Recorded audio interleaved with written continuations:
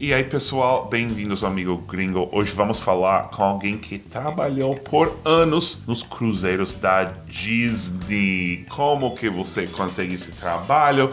Como é trabalhar num cruzeiro? Quais são as condições? Você tem que trabalhar 24 horas por dia? Eu quero saber tudo! Por isso eu convidei o Roger, que é um professor do Cambly, óbvio, vai ser um professor do Cambly, que é brasileiro, mas foi criado no Canadá. Fala inglês fluentemente. Vou perguntar para ele se realmente precisa falar fluentemente o inglês ou pode falar bem o inglês para conseguir esse trabalho. Obviamente estamos falando disso como parte da nossa parceria com o Cambly. É dezembro e só para falar brevemente da oferta do Cambly deste mês, normalmente é 10 minutos de aula de graça, usando o código que está aqui ou o link na descrição ou na bio, mas este mês é 20 minutos, uma aula de 20 minutos de graça, além de receber também um pacote de 9 módulos de estudo de inglês, o Cambly Fluency Pack. Vamos falar com o Roger e depois na sexta volta Amigo Gringo, responde e manda suas perguntas sobre Estados Unidos, a cultura americana,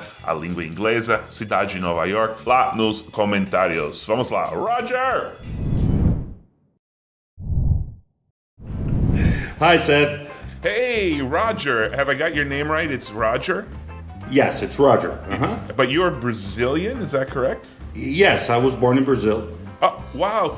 Então vamos falar português, que é alívio para meu público, todo mundo vai adorar. I don't think that's a good idea, Seth. It's English class. Only English. Only English. Oh no! Wait, how about my people out there who don't speak any English at all? If you do a Cambly lesson with them, do you at least speak a tiny bit of Portuguese? No, Wow. a little bit. A little well, bit.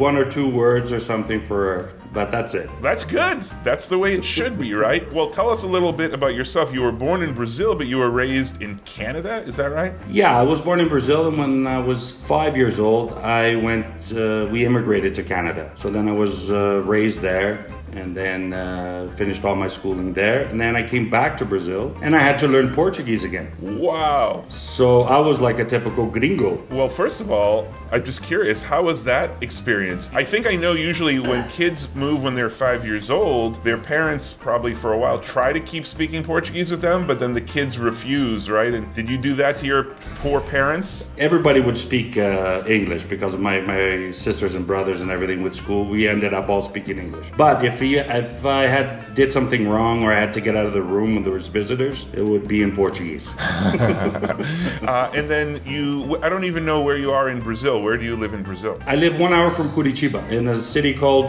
Ponta Grossa. You are, of course, our teacher of the month for Cambly, and I think what I'd like to discuss with you is a little bit about a job you once had. So I saw on your Cambly bio that you used to work for Disney Cruise Lines, and I'll just say that in Portuguese, Disney, so everyone pays attention. And by the way, this is not in any way a paid promotion for Disney.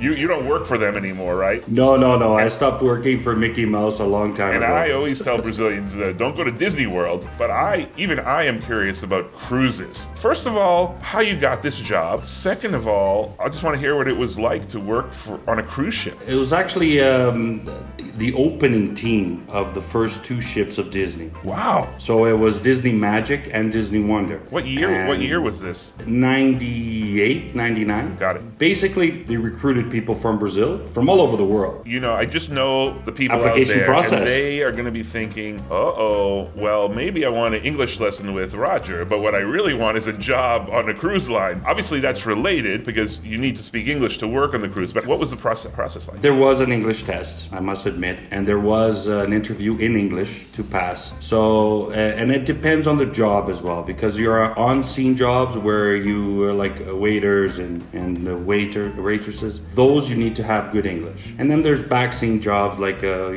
fixing up the beds in the hotel area. Then you don't need such good English, but you do need English. What job did you end up doing, or did you do many jobs? I went as a waiter, and then I had got promotions for supervisor and so on in the bar area. What's the life like day to day? Like, do you work like 24 hours a day for a week and then get a day off, or how does that work? To be honest, honest, if you get a regular contract, you would work like 6 months, and then you have 2 months off. That's how it was before. So 7 days a week for 6 months.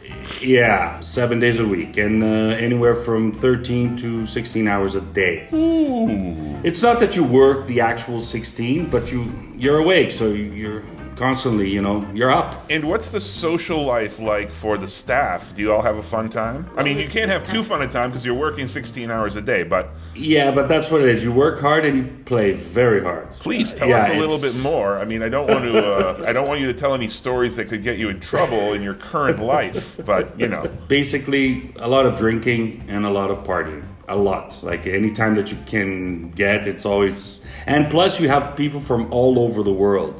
So your friendships are like, from everywhere. Like until today. Have you ever been to visit any of them or anything? Have you seen them since you stopped working, or have you not been able to? I haven't seen them personally, but we get in contact with Facebook and stuff like that still till today. Being in touch with people, it used to be when I was a kid or when I first started traveling, if you met somebody in another country, maybe you got their address and you wrote them a letter once a year and you maybe saw a picture of them if they send you a Christmas card. But now I feel like the people I met 10 years ago, 15 years ago, especially on Facebook, which is the oldest really of the social media that we have now. Can you tell us how much people usually get paid, or is that a long time ago? Maybe it's not the same anymore.